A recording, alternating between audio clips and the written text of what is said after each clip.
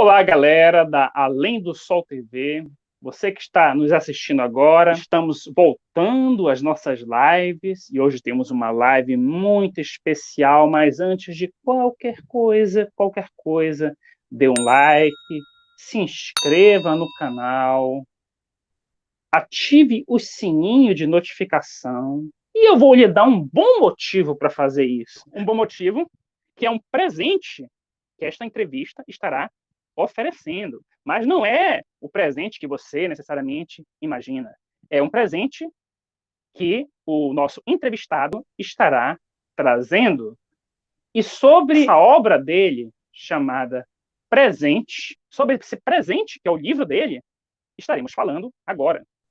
O livro do Léo nos proporciona, através de contos e poesias, novas perspectivas a respeito da nossa jornada espiritual. E é importante, sempre como o meu papel como historiador, ressaltar que contos e poesias não é uma coisa recente. Os povos mais antigos já desenvolviam essa forma de expressão.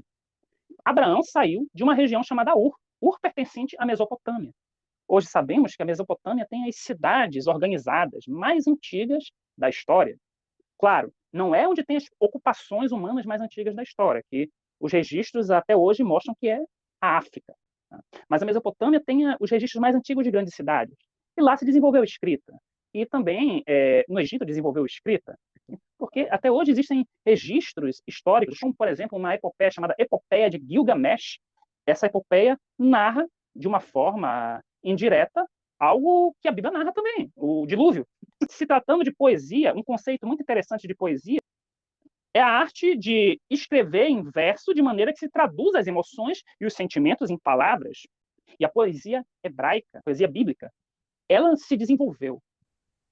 Os Salmos, Cantares de Salomão, que também é um livro chamado de Cântico dos Cânticos, e muitos outros elementos bíblicos são desenvolvidos de maneiras poéticas. Inclusive os salmos, alguns salmos acompanhados de instrumentos de cordas. Um pesquisador chamado Lazor, ele disse que a poesia hebraica ela tem um grande apelo à imaginação e à emoção humana. A poesia hebraica é uma poesia mais religiosa. Claro que se você observar, ler o livro de Cantares de Salomão logo de cara, você vai pensar que é uma relação de um homem com uma mulher. Não duvido que Salomão, na época, tivesse escrito aquele livro falando da relação entre homem e mulher. Mas quando você enxerga a luz de Cristo, é possível ter outras interpretações. Como se, por exemplo, o homem fosse Cristo e a mulher fosse a igreja. Isso é um estudo bastante aprofundado que não cabe aqui também explanar. Veja essa poesia aqui em Salmos 63:1. Ó Deus, tu és o meu Deus. Eu te busco ansiosamente. A minha alma tem sede de ti. O meu corpo te deseja muito. Em uma terra seca, cansada, onde não há água. O salmista, ele compara o seu anseio por Deus a um deserto que anseia pela chuva. Então, são essas ilustrações, essas comparações, que é uma característica muito presente na poesia hebraica. Sem mais delongas, eu quero apresentar o nosso convidado. Desculpem, gente, às vezes eu falo demais. Tem gente que me compara ao Faustão, mas eu gosto de falar um pouquinho. Eu tava um tempinho sem falar no canal, sabe, gente? Porque o canal tava só a minha esposa cantando. Mas eu fico feliz da minha esposa cantar e aparecer no canal. Dizem, às vezes, poxa, Daniel, se tem uma coisa bacana em ti, é a tua esposa. E eu tenho que concordar, né? O que eu posso fazer? Tá? Então, vamos apresentar o nosso convidado aqui, Leonardo Fernandes. Eu sou suspeito para falar desse convidado, porque nós nos conhecemos desde criança. Ele diz que eu já era velho quando conhecia eu era ele. criança na época, né? Ele já era mais que adulto, né? Mas Já era idoso na época. olha a minha cara, olha a cara dele. Ele cuidou de Noé, pessoal, na época que Noé ainda estava crescendo.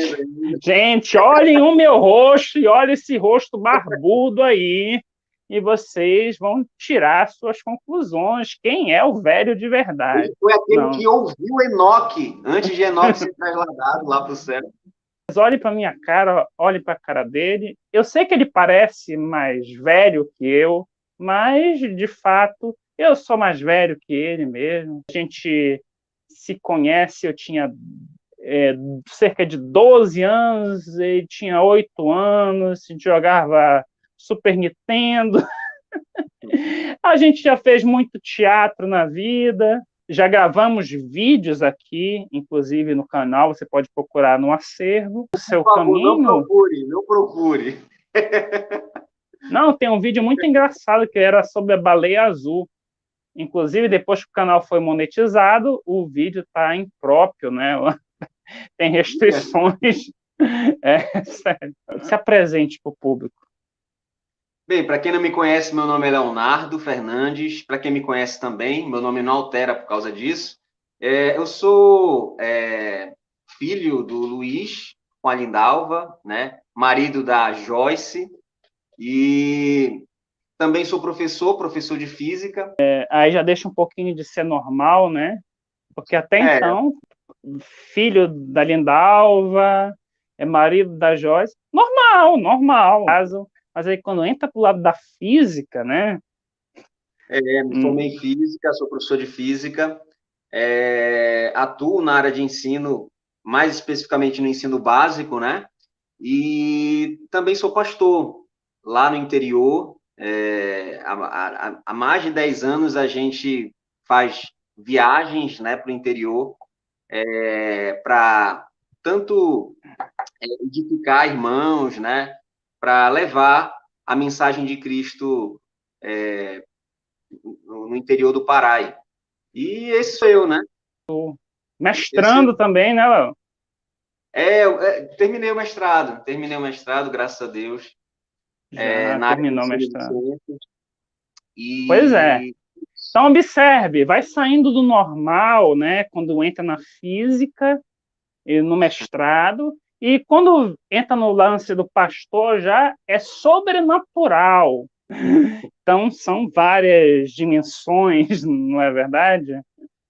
Não, eu acho que é até o contrário, né? Eu acho que o grande desafio de você pastorear, né, é você se tornar normal, né? Cristo, ele foi o maior exemplo, né? Ele, sendo quem ele era, ele se tornou como nós, na nossa, digamos assim, normalidade, para que de alguma forma a gente pudesse encontrar salvação, né? Então, acho que o grande desafio, não só de pastor, de professor, de pessoa normal, é a gente se parecer mais e mais, crescer na pessoa de Cristo, e é isso que a gente encontra no cristianismo, né? É que a gente, à medida que se torna seguidor de Cristo, é crescer na imagem dele até que ele venha, né? Tu falaste uma coisa muito importante. Eu falei sobrenatural porque Cristo é sobrenatural, né? E você é um homem de Deus. Mas hoje em dia existem algumas vertentes que têm um pensamento equivocado, até mesmo sobre o que é ser pastor. Hoje em dia existe uma visão, não sei se é tão hegemônica, mas ao meu ver parece, daquele pastor como super-homem, sabe? Que não tem problemas, que não pega Covid, que não pega nada, que não tem tristezas, que não tem frustrações, que é tudo maravilhoso, tudo bacana. E a gente sabe que esse tipo de pastor super-homem não existe, porque todos nós somos falhos, todos nós temos os nossos espinhos na carne, que é o que Paulo diz, né? Paulo, em suas cartas, ele escancara, né, Leonardo? Escancara as suas fraquezas, escancara as suas dores, e o nosso pastor dos pastores, que é o bom pastor e sumo sacerdote, que é Jesus Cristo, esse mesmo não escondeu as suas chagas, não é verdade? Aquela ideia do pastor corajosão, não sei o quê, não pega nada em mim, não acontece nada comigo. E isso o Léo não é. Olha, desculpem, gente, eu chamo o Léo por causa da afinidade, tá?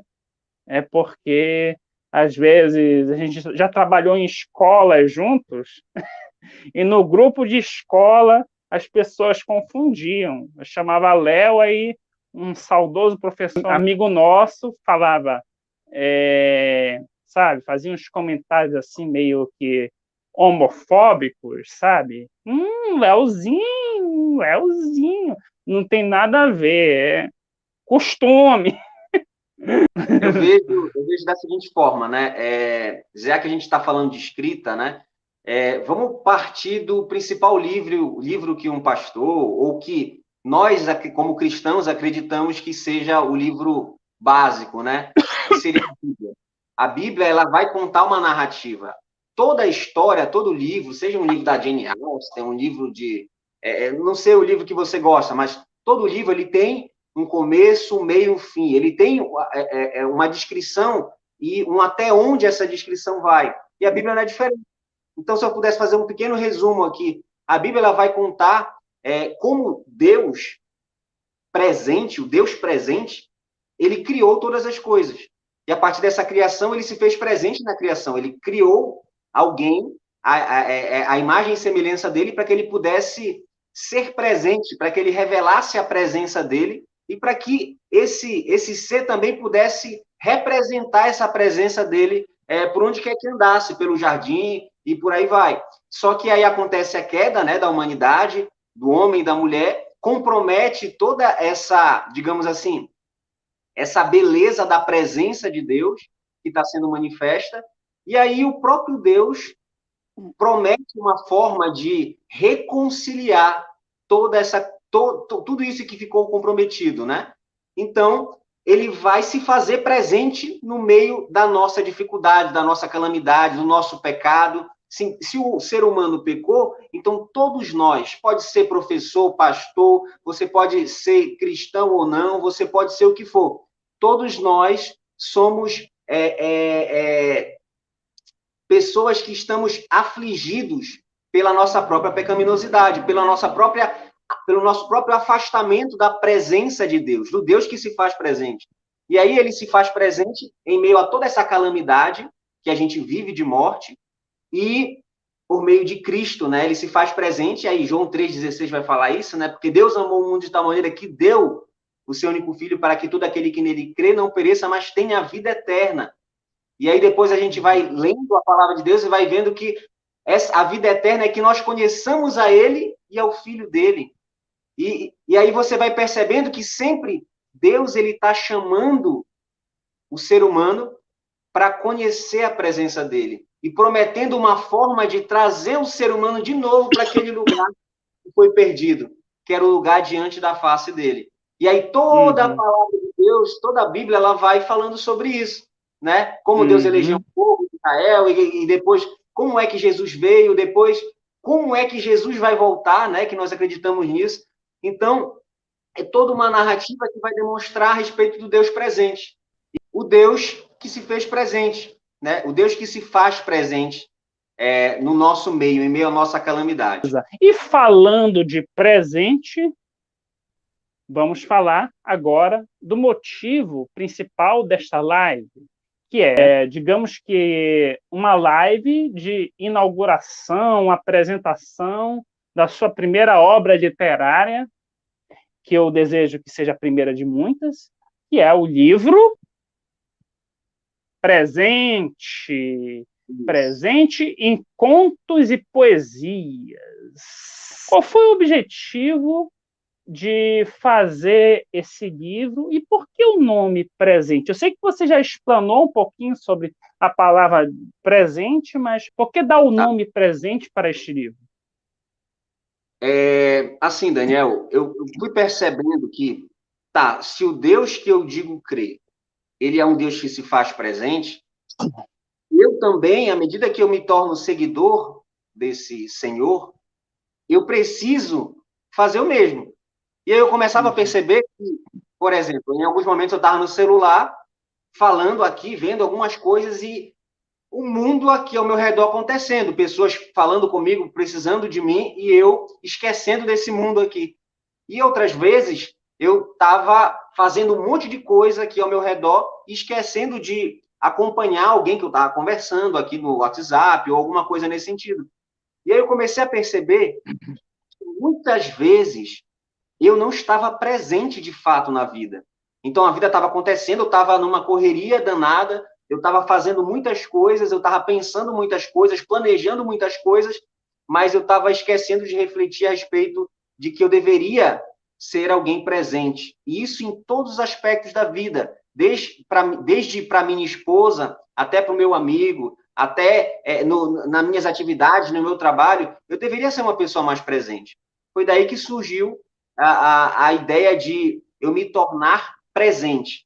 E nesse caso do livro, em Contos e Poesia, porque foi a forma, a linguagem que eu tomei para, de alguma forma, provocar as reflexões que o livro traz.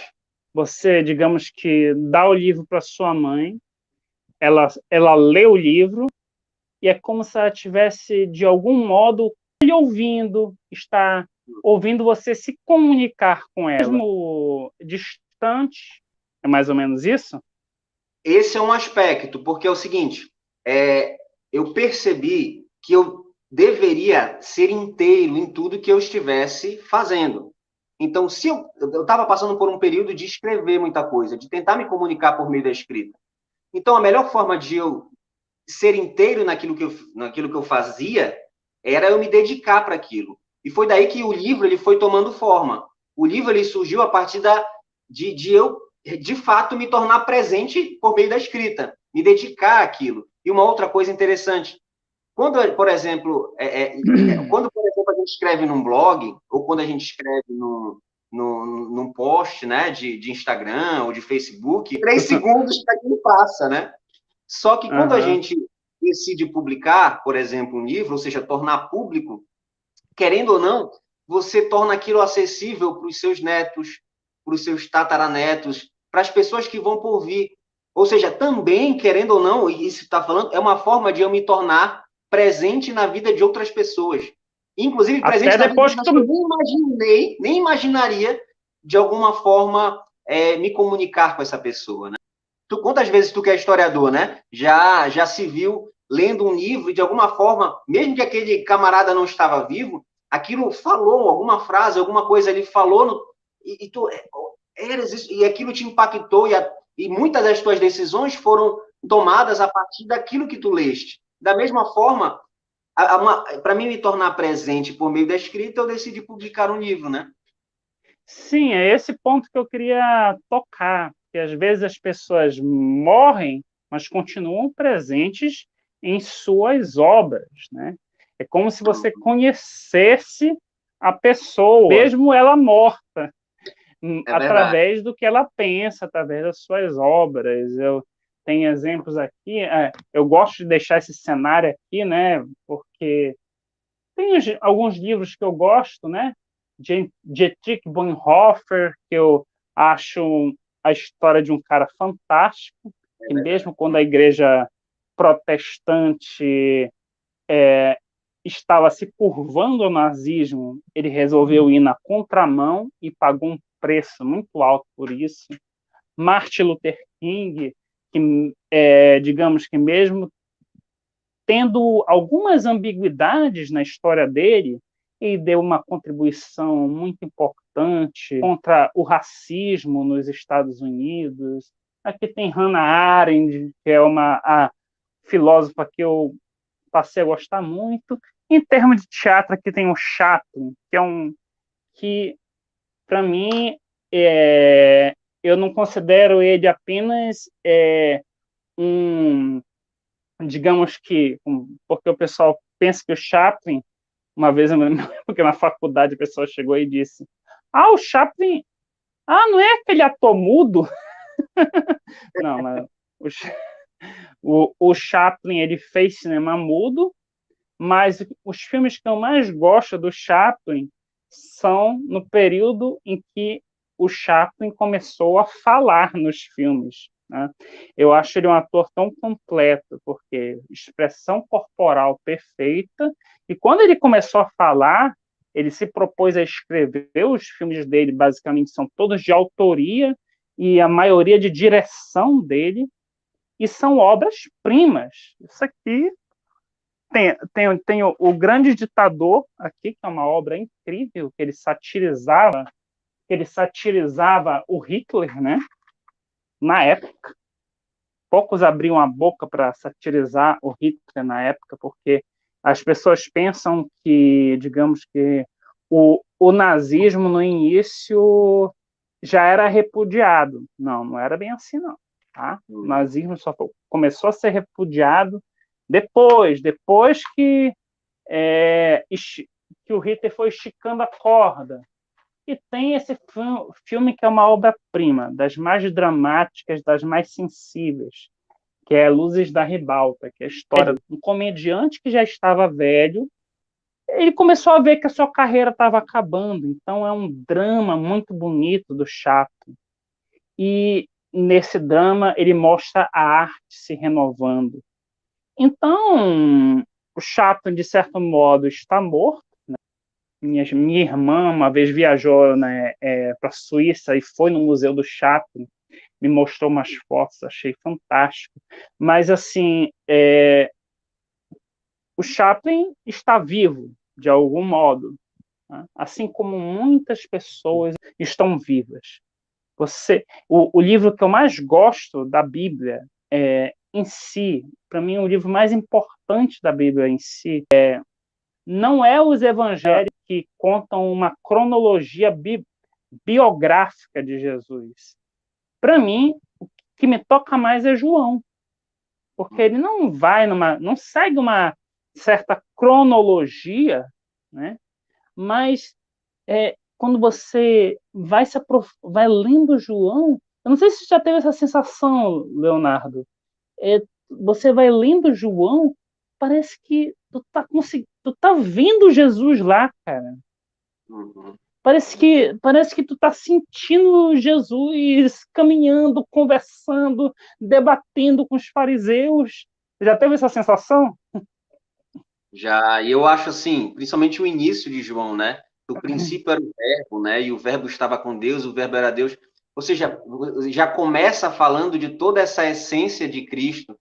E é isso que é incrível no Evangelho de João, né? Porque ele começa falando, digamos assim, do princípio, mesmo antes de todas as coisas serem criadas, e aí ele vai falando, falando, falando, e até que ele chega no momento que Cristo ele morre, depois ele passa pela ressurreição, ou seja, em um certo sentido, ele está falando todo esse plano que a gente comentou no início, né? Esse plano de redimir, de reconciliar o ser humano e toda a criação que foi comprometida por causa do pecado, ou seja, é Deus se fazendo presente, né? Cristo, ele é um dos nomes que Jesus recebe, né, na palavra, é Emanuel, que significa Deus conosco. Ou seja, Cristo é a própria personificação da presença de Deus, a presença do Pai aqui no nosso meio. Ou seja, Cristo é o anúncio de que o Pai nos ama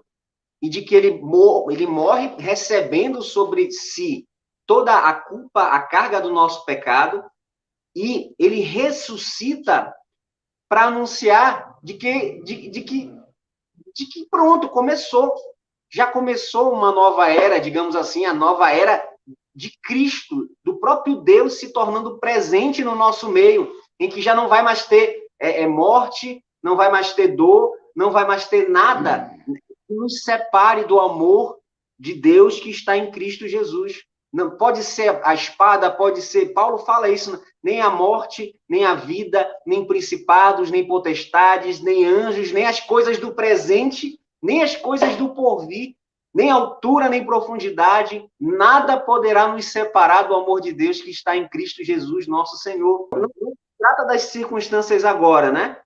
Nem das do porvir. Se trata do que ele fez e de que o quão essa obra ela é eterna e ela anuncia aquilo que vai acontecer, né? Que é o retorno dele. Leonardo, e lembrando, né, que nós, quando temos essa aliança em Cristo, nos fazemos também presente porque passamos a nos tornar o que a Bíblia denomina de corpo de Cristo. Então, assim como ele tem que estar presente, nós, corpo de Cristo, temos que estar presentes, cada um em seu contexto, cada um em sua missão, né?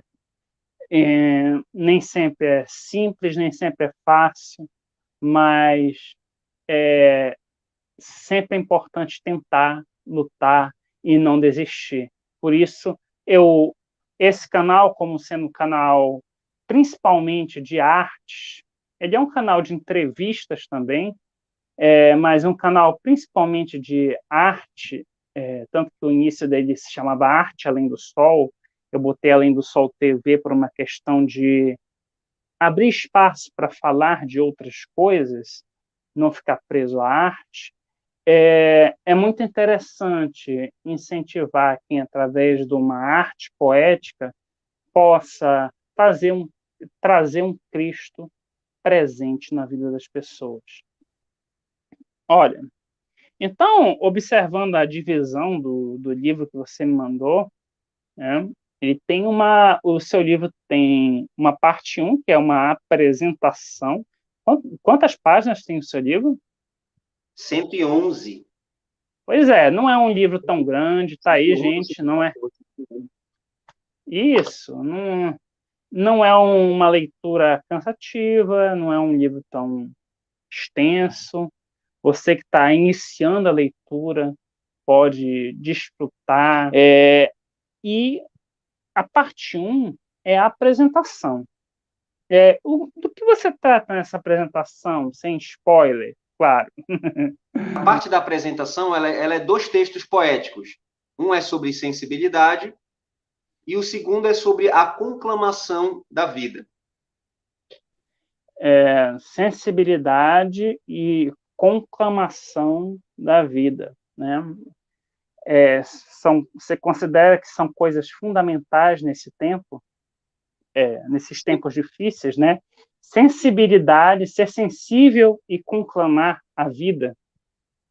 Sem dúvida, Daniel. Na verdade, eu acho que em qualquer período a gente precisa estar sensível para compreender, para enxergar aquilo que é mostrado, para ouvir aquilo que é dito e também para notar as coisas simples da vida, né? Então, isso é imprescindível, ter sensibilidade e notar as coisas simples da vida, isso é uma coisa imprescindível para quem deseja se tornar, de fato, presente. A conclamação da vida é como se fosse a própria vida nos chamando para que nós possamos aprender com ela a como viver cheios de esperança e, por exemplo, em períodos de desesperança, entendeu?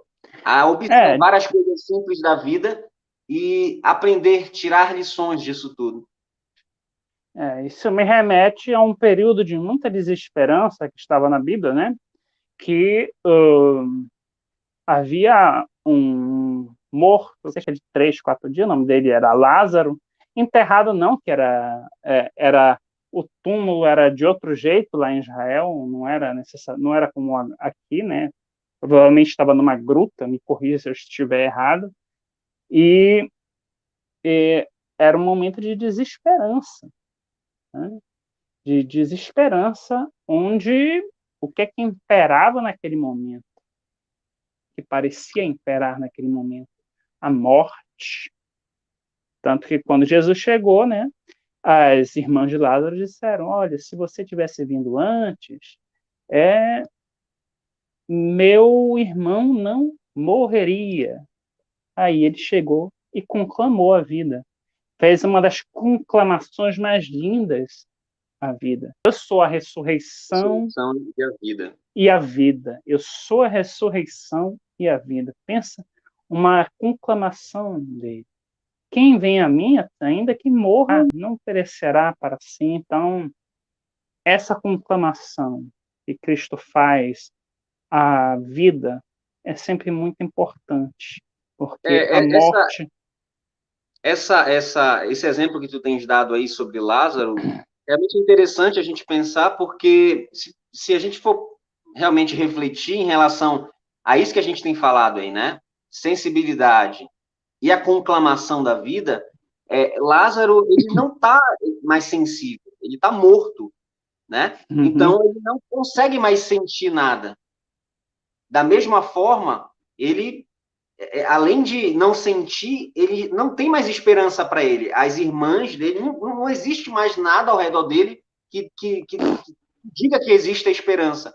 Então, Lázaro ali, ele está representando todos nós. Ele está representando pessoas que vivem um mundo de insensibilidade, que estamos mortos, mas que a vida nos conclama, a vida ela nos chama, não é verdade? Então, nós temos assim digamos assim, uma vocação, vou usar essa palavra, a que nós sejamos sensíveis e aceitemos e ouçamos a voz da vida, né? Uhum. Aí, depois dessa sensibilização, né, que você mostra na apresentação, nessa conclamação, né, e partindo para os contos e poemas, na parte 2 do teu livro tem o tópico de contos, é um tópico de contos, né? Um conto é inacabado e o Uhum. outro é A Lágrima do Menino. E eu gostaria de saber, se você fizesse um breve comentário aí para quem tem a pretensão de conhecer o seu livro, de ler o seu livro. Tá, primeiro, a palavra conto, né? A etimologia da palavra conto vem de calcular, de dar nota a respeito de alguma coisa. É por isso que contos é uma coisa muito importante, porque o objetivo dele é você, à medida que enxerga, por exemplo, aquilo que está acontecendo num personagem, por exemplo, é você calcular aquela situação para a sua própria vida e você tomar decisões a partir dos sentimentos, dos acontecimentos que ocorreram durante aquele conto. Então, é daí que surge essa linguagem de conto nesse segundo tópico. E, por exemplo, A Lágrima do Menino, ele vai contar a história de um menino que chorava, chorava, chorava muito em um tempo de pandemia. Então, qual é a consequência dessa lágrima do menino? Então, é isso que eu vou tratar nesse conto. O outro conto, né, é o que eu mais gosto e é o mais extenso, né, é o conto Inacabado, que ele vai falar um pouco sobre toda essa, digamos assim, essa loucura que nós temos e somos, as doenças, os problemas, as dificuldades, então tudo aquilo que as perdas, né? Então esse conto ele vai lidar com vários tópicos desses no seu decorrer. É como por exemplo a capa do livro, né? É como se a gente estivesse construindo várias peças de quebra-cabeça desde criança e até velhos a gente não consegue concluir essas peças de quebra-cabeça. A gente não consegue encontrar sentido na nossa vida. A gente está, por exemplo, rodeado, né? Muitos de nós passamos por dificuldades como ansiedade, como depressão, vários problemas, porque nesse tempo a gente não consegue encontrar sentido muitas vezes, seja naquilo que a gente faz, naquilo que a gente naquilo que a gente representa ao nosso redor. Então, vai falar muito sobre isso, sobre essas dificuldades do ser humano como um todo e como como Deus vai trabalhando em meio a isso tudo. Eu gosto dessa definição da vida como quebra-cabeça, né? Uhum. Porque há muitos problemas que não entendemos agora. Há muitas coisas que não entendemos por que está acontecendo agora, né? Só que com o passar do tempo, a gente vai ver que tudo vai se encaixando, tudo vai se encaixando e você olha para trás e vê que encontrou algum sentido, né? Tem uma música que é um clipe que já tem umas 700 visualizações aí no canal. Eu vou no caso, depois que eu aprimorar aí, vou botar novos instrumentos, vou regravar essa música, que se chama Apesar de Todo Mal, e tem um refrão dessa música, né, que é o seguinte: apesar de todo mal que o mundo pode causar, apesar de todo mal que a humanidade pode abrigar, as mãos da esperança tocam no que sobrou, trazendo sentido bom que acalme o coração, e com acordes de amor o artista vem e transforma o sofrimento em uma bela canção. Muitas vezes, Deus é como um artista, ele transforma toda essa dor que estamos sentindo em uma canção, em um poema, em uma arte sublime, que só pode vir das mãos dele. Para usar um exemplo de um poema, por exemplo, né? Num poema, a gente trabalha, às vezes, com palavras que são desconexas, mas que juntas elas produzem um sentido que vai totalmente além do que a gente poderia imaginar. Ou seja, às vezes uma palavra que significa uma coisa ruim, mas quando ela é conectada com outra palavra, ela produz um sentimento em quem está lendo que é muito profundo.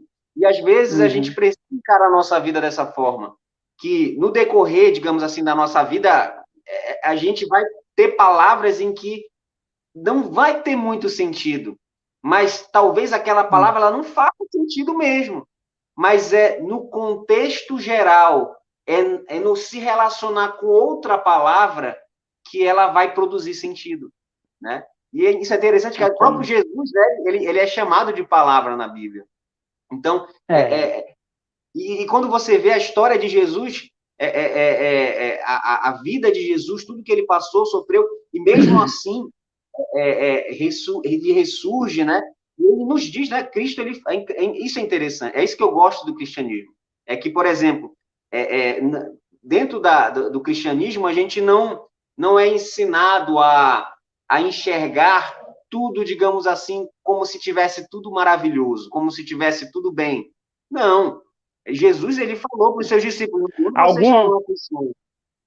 ou seja, alguns falsos profetas, né? Alguns falsos profetas passam essa falsa sensação de que, tu aceitou a Cristo, vem aqui na minha igreja que vai estar tudo maravilhoso, tu não vai ter problema, tu não vai ter problema nenhum. Não é assim. Jesus não fez falsas promessas.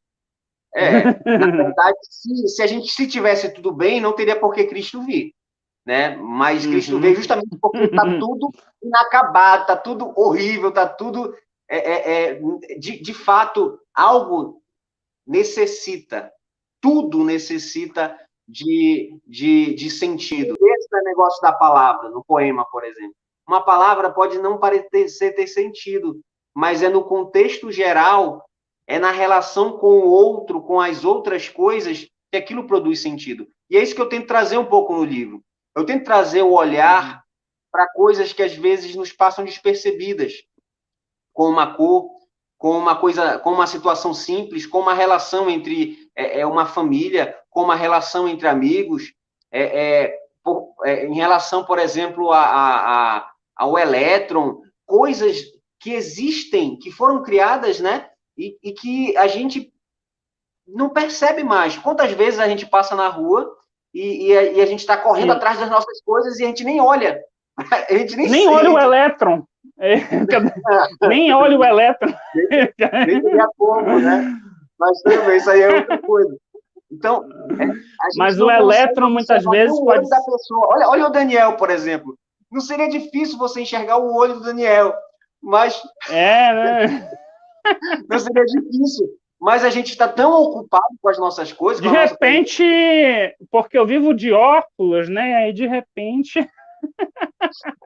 Então, a gente meio que deixa de aprender com tudo aquilo que foi criado, porque também, beleza, existe uma maldade, existe algo que foi comprometido quando o ser humano pecou, mas a gente não pode esquecer que Deus criou todas as coisas, então também existe resquícios de beleza, de coisas maravilhosas e esplêndidas que precisam ser observadas por nós.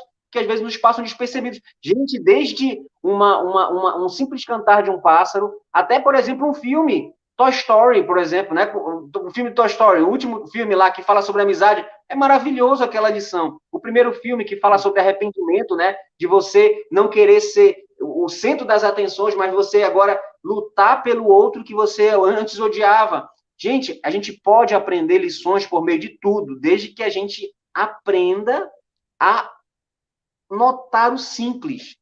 Aquilo que está ao nosso redor, que às vezes na nossa correria a gente acaba deixando de lado, né? É interessante que tu fala esse termo inacabado, primeiro, e esse termo lágrima do menino, né? Que você usa, né? Esse título, lágrima do menino, que é muitas vezes a lágrima de uma criança, ela passa despercebida, não é verdade? Mas eu não falo de lágrima qualquer, porque tem criança, né, que quem faz teatro como eu, ou tu, que já fez curso de teatro também, creio que consegue perceber quando uma criança finge que está chorando ou está chorando de verdade, né? Mas às vezes a gente fala da lágrima, a gente pensa na lágrima do menino que não de repente o menino que vive em condições, digamos que razoáveis, como eu e você, mas aquele menino que não tem o que comer, cara, pobre, que é aquele menino, a criança tem uma alegria natural. A criança, ela consegue sempre arrumar um jeito de brincar com as coisas mais simples do mundo. Mas e essa lágrima espontânea, quando surge, não pode ser despercebida. E a sensibilidade, né, é importante para entender o porquê, entender o que falta, entender nosso papel espiritual, nosso papel como cidadão, né?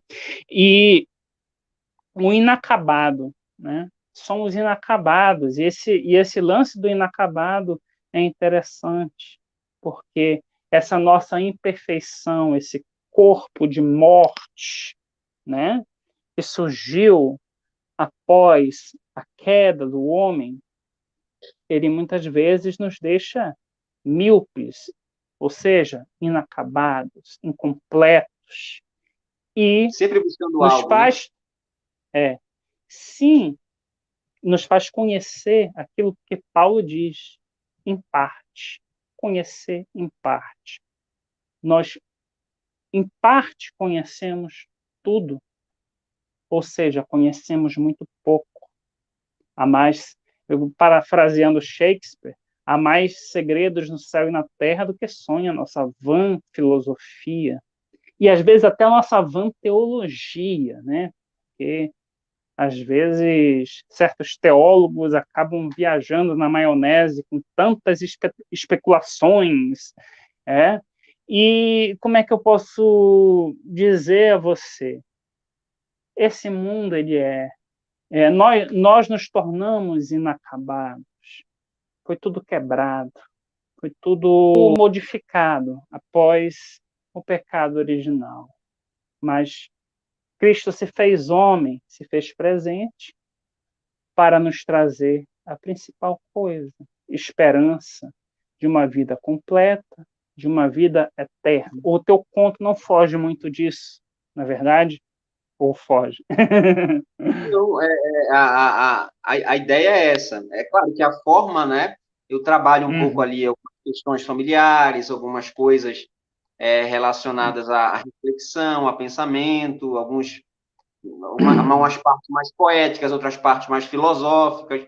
Eu dou é uma outra linguagem, né? Mas a essência é justamente essa, incompletude.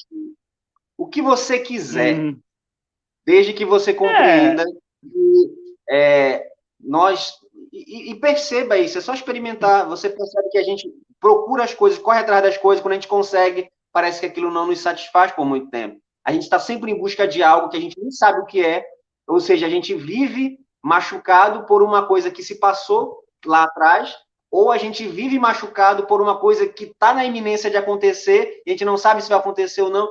Ou seja, a gente está sempre em busca de sentido, a gente está sempre em busca de respostas, e a gente não sabe lidar com as perdas, a gente não sabe como lidar com tempos de desesperança, quando acontece a doença. Ou seja, o livro vai trabalhar um pouco disso, né? Vai tratar um pouco de realidade, né? Da realidade. Uhum. O conto não ficou inacabado, né? Eu espero que não, né? Tomara que depois quem for ler aí me fale aí, olha, ficou meio incompleto, assim, não deu muito certo, mas eu acho que deu para completar aí, mas depois você me conta. Tá. Então, partimos então para a parte 3. Essa parte 3 que se chama Poesia Regada à Esperança. 3 palavras soltas, né, que não teriam nenhum sentido, mas quando juntas, tem um grande sentido para mim. O que seria... com certeza tu escreveu um poema aqui na parte 3, né? E o que seria uma... Vários. Uhum. Hein? Tu fez um poema. São vários, Uhum. Isso. E o que seria uma poesia regada na esperança? O que seria isso? Tá. Poesia, primeiro, que é a linguagem que eu estou utilizando aí, né? E regada à esperança é porque regar tem a ver com você pegar aquela água, né, e você colocar nas plantas e as plantas crescerem. Ou seja, a planta, para que ela possa crescer e dar frutos, né, a árvore possa dar frutos, ela precisa de água. E como é que a gente vai ver as coisas frutificando se nós encontramos ao nosso redor e até mesmo dentro de nós desesperança? Então, é necessário que a gente cultive tudo ao nosso redor com esperança. Então, é daí que surge esse jogo de palavras, né? Seria, digamos assim, uma forma de nós carregarmos esperança em tempos de desesperança por meio, no meu caso aí, por meio de poesia. Mas você... A poesia que goteja. Isso, à medida que lê os poemas, na verdade, você vai percebendo que eu estou te convidando a você, mesmo que não seja poeta, escreva poesia mesmo, a você, aonde você está inserido, a você carregar, regar essa terra, regar por onde você passar, né, com esperança. Tem um livro do Søren Kierkegaard, que é um filósofo dinamarquês, muito valorizado, né, no meio da filosofia. E também outras áreas. Ele influenciou muita gente, muito até dos grandes filósofos que a gente conhece, beberam da fonte daquilo que o até Kierkegaard... teólogos, né? Teólogos, em várias vertentes, né, em várias áreas. Mas olha que é interessante, tem um livro dele chamado As Obras do Amor. Ele vai fazer a seguinte reflexão. Ele vai, digamos assim, mostrar como nós precisamos nos submeter, digamos assim, ao eterno, né, ao Deus eterno. Ele fala a respeito de amor. E aí depois eu vou trazer o jogo para a esperança, tá? Mas ele fala mais ou menos assim: tem o Deus eterno que diz assim: tu deves amar. Tu deves amar. Então, ele fala que nós devemos nos submeter a isso, tu deves amar, do eterno. Só que parece que a gente está se aprisionando ao nos submeter a um mandamento. Mas olha só o que ele vai trabalhar. Ele vai dizer o seguinte: quando você está aqui aqui, o eterno, né? Dizendo tu deves. Só que nós estamos vivendo aqui, ó. Abaixo você tem a gente vivendo a nossa vida, bem aqui, ó. E aqui tem pessoas e circunstâncias. Às vezes a gente quer depositar o nosso amor meramente nas pessoas ou em circunstâncias. Então, a gente, na verdade, está se tornando dependente. Por quê? Porque quando eu quero amar uma pessoa, por exemplo, digamos que eu ame a minha esposa, só que a minha esposa, sei lá, ela não faz uma coisa que eu não gosto, ela faz uma coisa que eu não gosto, aqui, eu vou deixar de amar, o meu amor vai esfriar. Então, eu não estou, de fato, amando. Porque o meu amor está prisioneiro da reação do É uma outro. circunstância. Eu não consigo amar alguém que não está cumprindo as minhas exigências. Da mesma forma, em relação à circunstância. Por exemplo, eu posso ser casado e o casamento não dá certo porque as circunstâncias não estão dando certo. Ou eu não estou feliz, eu não consigo mais amar porque as coisas não estão funcionando do jeito que deveria funcionar. Ou seja, o meu amor está prisioneiro das circunstâncias. Então, quando o meu amor está prisioneiro das circunstâncias ou das pessoas, na verdade eu sou dependente, na verdade eu sou prisioneiro. Eu só consigo, de fato, ser livre quando eu amo a partir do tu deves amar. Porque o tu deves, ele está além, digamos assim, dessa existência temporal aqui. Ela está baseada no eterno. Então, quando eu me baseio no tu deves amar aqui, ó, quando a gente ama a partir do tu deves, a gente ama as pessoas mesmo quando elas nos odeiam. Porque o nosso amor não está vinculado aqui, mas está vinculado no tu deves. Então, uma pessoa que nos odeia, a gente ama. Uma pessoa que nos persegue, a gente ora por ela. A mesma coisa em relação às circunstâncias. Ainda que as circunstâncias elas estejam totalmente baseadas em desesperança, né? Totalmente errado, você consegue permanecer com o seu amor. Porque o seu amor não está vinculado às circunstâncias aqui. O seu amor está vinculado no que tu deves amar. Na saúde, na doença, na alegria, na tristeza, independente das circunstâncias, você vai lá e ama. E a mesma coisa acontece com a esperança, Daniel, eu penso. Porque as circunstâncias não estão favoráveis. A gente vive em tempos de desesperança. Mas, se nós nos baseamos na esperança que é dada do eterno, essa esperança já não precisa mais estar vinculada aqui. Ela está vinculada no eterno. Então, nós caminhamos com esperança, mesmo em tempos de desesperança. A gente pode perceber aqui pessoas próximas se perdendo, né? Muitas coisas acontecendo, pai, mãe, eu passei por uma barra aqui com meu pai, com a minha mãe, com pessoas queridas que adquiriram Covid, mas a gente consegue permanecer com esperança mesmo nessas condições, mesmo quando nós somos acometidos de problemas, porque nós não estamos baseando a nossa esperança nas circunstâncias ou naquilo que nos acontece, mas nós estamos baseando numa esperança ligada ao eterno. E essa esperança é segura. Porque se a gente sabe que a gente é inacabado, que a gente é tudo isso que a gente tem falado no decorrer da live, né? A gente sabe que a gente precisa confiar em alguém. E nada melhor do que nós confiarmos em alguém que está para além da nossa própria temporalidade circunstancial, da nossa própria temporalidade sem esperança. Quando a gente baseia nisso, a gente consegue caminhar em tempos de desesperança, gotejando esperança, regando a terra com esperança. Porque Cristo é o maior exemplo disso. Cristo é a primeira semente de esperança que foi derramada, né? Tem até um versículo que fala que se a semente, o grão, não morrer, né, ela vai ficar só. Ou seja, Cristo é digamos assim, a primeira semente de esperança no nosso mundo de desesperança. E a partir desse momento em que nós confiamos nele e nos tornamos um com ele e somos participantes desse amor, dessa família dele, aí nós passamos a caminhar por onde nós caminhamos, gotejando a mesma esperança que nos foi dada. E vendo o resultado dessa esperança, né?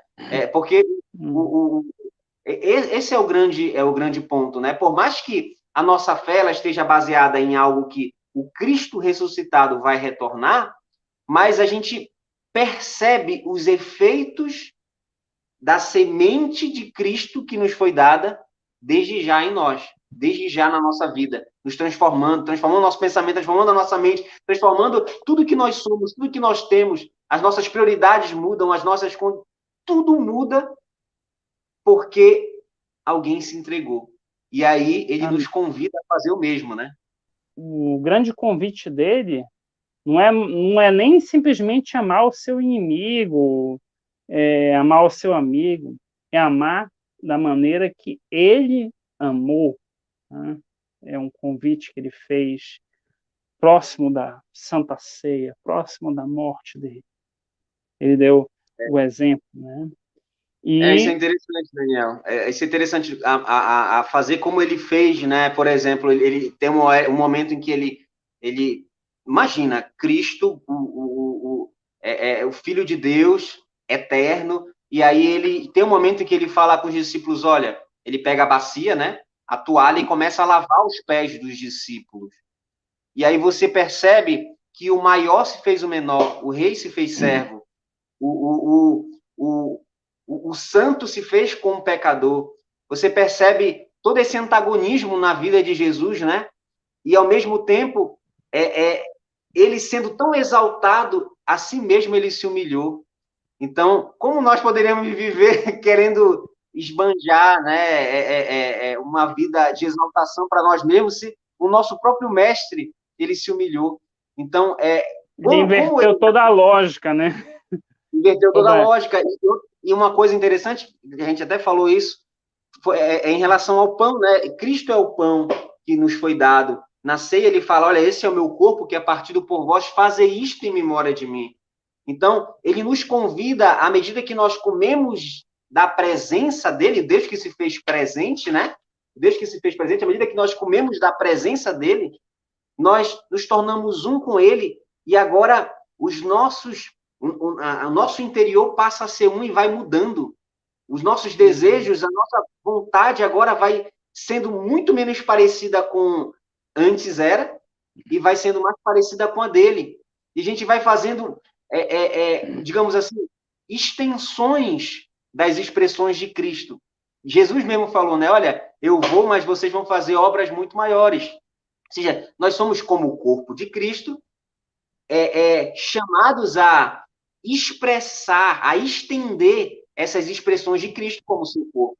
Então, nós precisamos entender isso, que, na verdade, nós fomos vocacionados a expressar Cristo em tudo, por meio da arte, por meio da escrita, por meio... a beleza de Cristo em tudo. Deus criou todas as coisas. Então, por que eu vou deixar de falar sobre a beleza nas coisas, a beleza numa canção, a beleza... A gente precisa compreender tudo isso e encarnar essa verdade, que é Cristo, e expressar essa verdade, né? Por meio da nossa vida. O exemplo do pão é emblemático, né? Porque quando qualquer alimento, quando você come um pão, o pão vai fazendo parte do seu corpo, porque vai trazendo nutrientes para o seu corpo e há algo que a gente pode chamar de uma simbiose, uma mistura entre você e o pão. E o pão, ele vai fazendo parte de ti. E Jesus quer ser como esse pão, fazer parte da pessoa. E no momento que ele falou que ele era o pão da vida, tinha um monte de gente entendendo errado, porque queriam eleger ele até como um rei naquela época, porque ele multiplicou pães, e estavam atrás dele como sanguessugas, pensando que, se ele for meu rei aí, nunca mais vai faltar pão para gente. Aí ele causou uma grande frustração em quem estava interessado nele apenas pelo que ele tinha para dar. Porque, na verdade, Jesus Cristo, ele quer estar presente, quer que você se aproxime dele pelo que ele é, não o que ele tem para dar. É o que ele é, porque basta o que ele é. O que ele tem para dar é grande consequência. Como podemos encontrar o teu livro? E há alguma promoção aqui para o nosso público? O Daniel, ele foi publicado aqui pela editora Prisco, tá? Que é um selo da editora God Books. Se você quiser ver um pouco mais ali da obra, é só acessar o site www.godbooks.com.br. Aí você pode ir lá ter acesso às descrições do livro, ou como ele já está disponível nos principais marketplaces, você pode já ir direto, por exemplo, na Lojas Americanas, na Submarino, na Amazon já está tanto no formato digital quanto no impresso. e aquele que eu gosto mais de indicar, né, o estante virtual.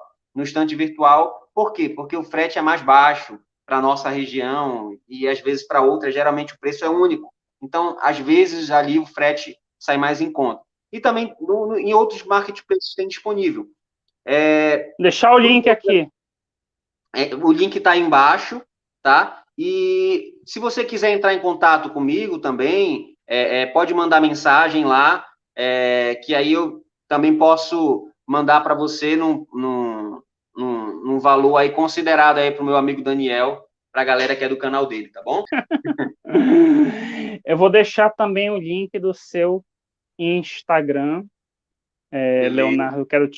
Eu quero te agradecer por essa conversa super agradável.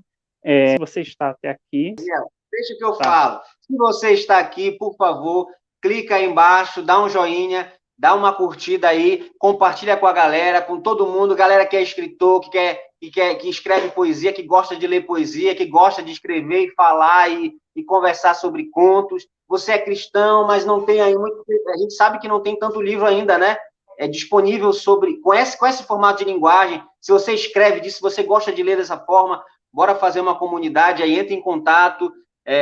Se você tem um livro, entre em contato com o Daniel aí, tá bom? Dá uma joinha aí e O link compartilha. do Se meu inscreve Insta no tá aí canal do também. Daniel.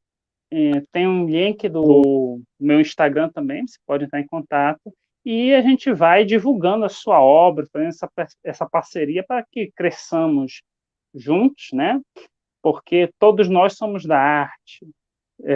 Eu não sou tanto no momento, né, do livro, mas sou compositor também de músicas, escrevo também peças. Oh, que saudade do meu teatro, não estou podendo mais fazer, mas enfim. Pessoal, eu sei que nós temos passado por momentos difíceis, não tem sido fácil. Existe algo em comum entre todos nós. Até as pessoas que você discorda, você pode ter a plena convicção que tem algo em comum ao nosso respeito, que é que todos nós estamos passando por dificuldades, todos nós estamos passando por momentos difíceis, todos nós carregamos a semente do pecado em nós, as consequências do nosso afastamento da presença de Deus. Mas existe um Deus que não está distante, mas que se fez presente desde o momento que nos criou, nos formou, nunca se afastou e, ao mesmo tempo, prometeu uma forma de nos trazer de novo para essa presença, para que nós pudéssemos desfrutar dele eternamente. E eu queria te dizer que tem esperança, sim, nesse período. Esse período de desesperança, existem formas de você cultivar bondade e você inspirar pessoas a viver coisas extraordinárias. Seja escrevendo um livro, seja caminhando, seja ensinando, seja conversando. Há em você, há em mim, formas de inspirar outras pessoas. Então, que você possa aprender com o Senhor que se faz presente, né, na nossa vida, aprender com Ele a se fazer presente também na sua própria vida, tá bom? Deus abençoe a todos aí. Muito obrigado por ter ficado conosco aí. Até mais. Gente, então fica o recado do Leonardo, do livro. Eu quero agradecer de coração por ter aceitado essa live. É um prazer estar divulgando essa primeira obra literária do Leonardo. Vou deixar aqui embaixo todas as informações, mas, além desse presente, o Leonardo tem um presente também para oferecer ao público da Além do Sol TV. Ok? E fique ligado na Além do Sol TV. Uma TV tão longe, porém tão perto de você.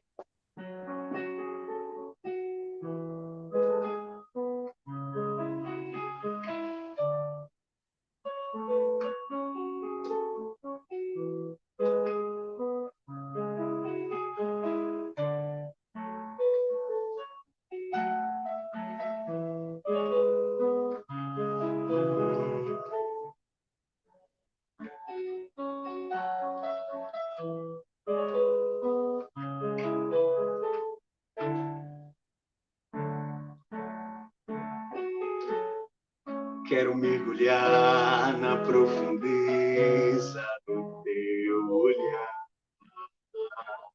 como um oceano de dimensões infinitas, me perder em ti, Santo.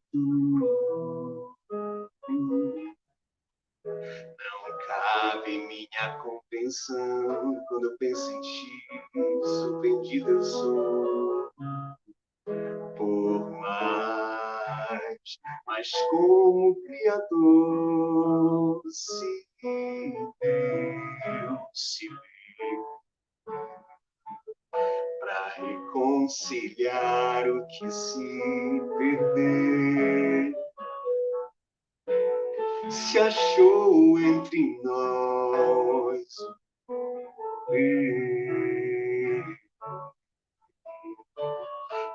partiu seu corpo e o deu. E ao ressurgir, anuncia que tudo converge a ciência. Aqui tudo converge a ti. E ao ressurgir, anuncia que tudo converge a ciência.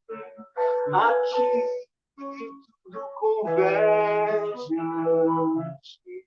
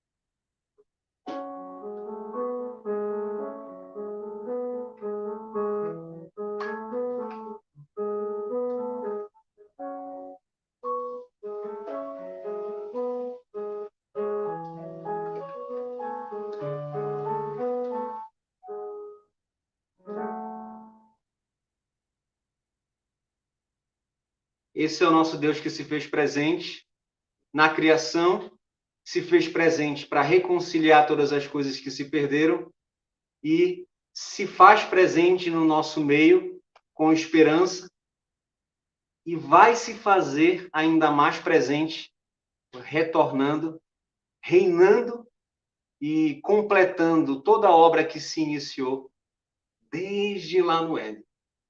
Um forte abraço.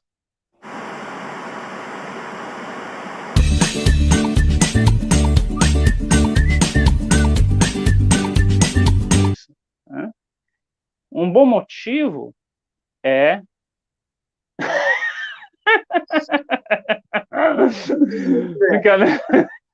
Que ótimo. na entrevista que estarei Isso aí,